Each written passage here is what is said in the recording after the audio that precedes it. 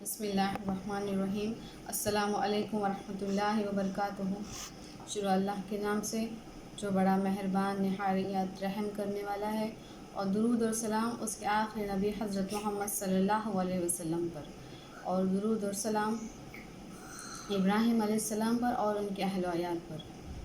آج ہم ان 5 آیتوں کے بارے میں انشاءاللہ سمجھنے کی کوشش کریں گے جو ہمارے اللہ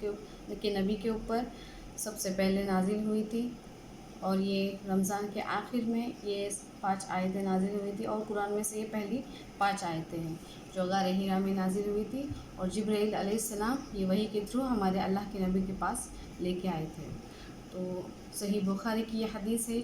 حدیث نمبر 3 اور حدیث نمبر 6982، کہ جب جبرائیل علیہ السلام ہمارے اللہ کے نبی کے پاس جب یہ وحی لے کے آئے، تب انہوں نے ہمارے اللہ کے نبی کو ٹائٹ حق کیا اور کہا کہ اقرا،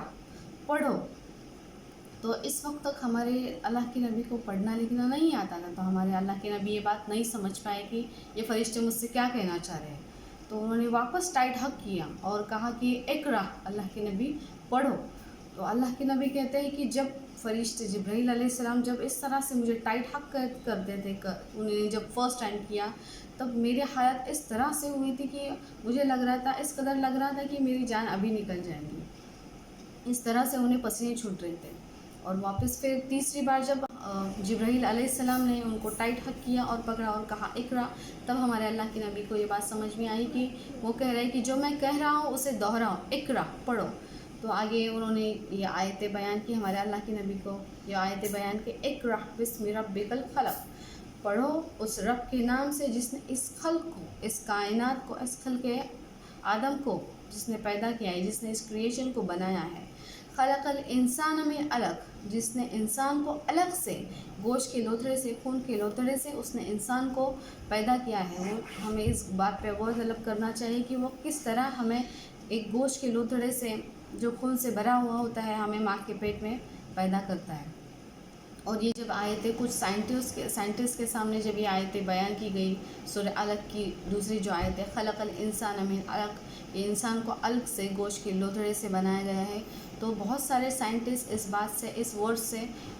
اسلام قبول کرتے ہیں، اللہ کے اوپر، اللہ کے نبی کے اوپر ایمان لاتے ہیں، کیونکہ یہ بات سائنٹسٹ ابھی ڈسکور کر رہے ہیں، ریسرچ ہے، لیکن اللہ تعالیٰ نے ہمیں ہمارے نبی کے تھرو یہ بات 1400 سال پہلے ہمیں یہ بات بتا چکا ہے کہ ہم خلق انسان کو الگ سے، گوشت کے لوتھڑے سے بنایا گیا ہے۔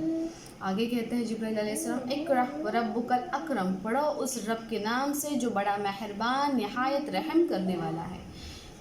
اللہ سے دعا ہے کہ وہ جس طرح ہمارے اوپر رحم و کرم کر رہا ہے، اس دنیا میں بھی ہم اس کی نعمتیں جس طرح کھا رہے ہیں، اس کی مہربانی سے اللہ کے سے دعا ہے کہ آخرت میں بھی جزا کا جب وقت آئے گا، اس وقت بھی وہ ہم پہ رحم کرے اور ہمیں اپنے رحمت کے سائے میں ڈھانپ لے، اور انشاءاللہ ہمارے جنت میں جانے کے لیے انشاءاللہ ہمارے راستے آسان کرے۔ آگے آئے ہے چوتھی آیت ہے، الذی علم بالقلم، اس نے انسان کو قلم سے لکھنا سکھایا۔ اللہ تعالیٰ جانتا تھا کہ قلم سے لکھا ہوا اگر انسان کو کچھ چیز یاد ہے، تو اگر ہم وہ قلم سے لکھتے ہیں تو ہمیں وہ چیز اور اچھی طرح سے یاد رہتی ہے۔ آپ جب پڑھائی کرتے ہیں ہم، تو ہمیں اچھی طرح سے ہم نے یہ چیز نوٹس کی رہیں گے کہ اگر ہمیں کون سی چیز یاد ہے اور وہ چیز ہم اگر بار بار دہرا کے لکھ رہے ہیں، ہمیں ٹیچرز بھی اسکول میں اسی طرح کہتے تھے کہ اگر کوئی سی چیز اگر ہمیں یاد نہیں ہو رہی ہے، سمجھ میں نہیں آ رہی ہے، تو ٹیچرز ہمیں کہتے تھے کہ 10 پیج لکھو، 10 پیج لکھو، 2 پیج لکھو، اور وہ بار بار لکھنے کی وجہ سے ہمیں وہ چیز یاد رہ جاتی تھی۔ تو اللہ تعالیٰ نے ہم کو 1400 سال پہلے کہہ چکا اللہ تعالیٰ کی الذی علم بالقلم، قلم سے لکھو تاکہ تم اور ذہن نشین ہو جاؤ، تمہیں اچھی طرح سے میمورائز ہو جائے۔ آگے 5ویں آیت ہے، علم الانسان ما لم یعلم، اس نے انسان کو وہ جو چاہتا ہے وہ علم اس نے انسان کو دیا ہے۔ اللہ جانتا ہے کہ یہ علم انسان کے لیے نافع ہے، انسان کے لیے فائدہ مند ہے، اللہ تعالیٰ نے اسے وہ علم دیا ہے۔ یہ سورہ علق کی پہلی 5 آیتیں تھیں، اور دیکھیں علم کا سیکھنا کتنا بہت ضروری ہے۔ اگر ہم قرآن کو اور حدیثوں کو پڑھیں گے، سمجھ کے پڑھیں گے، تو ہمیں اور علم حاصل ہوگا اور ہمیں زندگی گزارنا اور آسان ہو جائے گا۔ اور اگر ہم پڑھے لکھے ہی نہیں رہیں گے تو ہم کہاں سے پڑھیں گے اور کہاں سے قرآن کو اور حدیثوں کو سمجھ کے پڑھیں گے؟ مطلب اللہ نے پڑھنے کے بارے میں اتنی वजाहत की है कि सूरह तौबा में अल्लाह ताला 122वीं आयत में 122वीं आयत का ये तफसीर है, ये मीनिंग है कि अल्लाह ताला जब सहाबा जब जिहाद पे जाते थे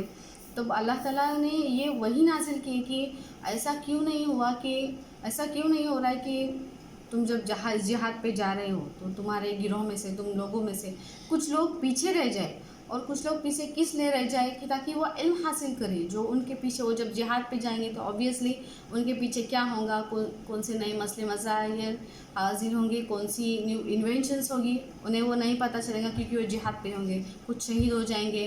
कुछ लौट के आएंगे तो उन्हें वो पता नहीं चलेंगे। तो अल्लाह ताला 122वें तौबा की सूरह तौबा की 122वें आयत में कहते हैं कि तुम में से कुछ लोग पीछे रुक जाते तो कितना अच्छा होता कि ताकि वो दीन का इल्म सीखते और वो लोग जब वापस आते तब उन्हें भी वो इल्म उन्हें भी पहुंचाते और उन्हें भी उसका फ़ायदा होता। तो देखिए अल्लाह ताला भी कुरान में भी अल्लाह ताला हमें इल्म सीखने की कितनी वजाहत कर रहा है और कितना इल्म सीखना हमारे लिए कितना ज़रूरी है, क्योंकि हम सीखेंगे पढ़ेंगे तो इंशाल्लाह हम सही रास्ते पे चलेंगे, सही तरीके से इंशाल्लाह अमल करेंगे और हमारी ज़िंदगी इंशाल्लाह आसान हो जाएंगी। तो आगे आप अल्लाह से दुआ है कि अल्लाह हमें पढ़ना लिखना, दीन का भी दीन हो या दुनिया हो, दोनों अल्लाह ताला हमें पढ़ना लिखना और समझना हमारे लिए आसान करे और हमारे लिए दुनिया और आखिरत दोनों तरफ अल्लाह ताला हमें कामयाबी से इंशाल्लाह नवाजे और मैदान हशर में इंशाल्लाह वह हमें अपने रहमत के साए में ढाँप ले। अगर इंशाल्लाह आपको ये वीडियो इन्फॉर्मेटिव लगी होंगी और इससे मुतालिक अगर आपसे आपके कुछ क्वेरीज़ होंगे, क्वेश्चंस होंगे या फिर दीन के दूसरे भी कुछ मसले मसाइल हो सकते हैं जो आपको दूसरे किसी को पूछने में हिचकिचाहट हो रही है, तो आप बेशक इंशाल्लाह कमेंट्स के थ्रू मुझे वो सवाल पूछ सकते हैं। मैं इंशाल्लाह वीडियोस में और उस पर वीडियोस बना के इंशाल्लाह आपके सवाल के जवाब देने की कोशिश करूँगी। अल्लाह मुझे और आपको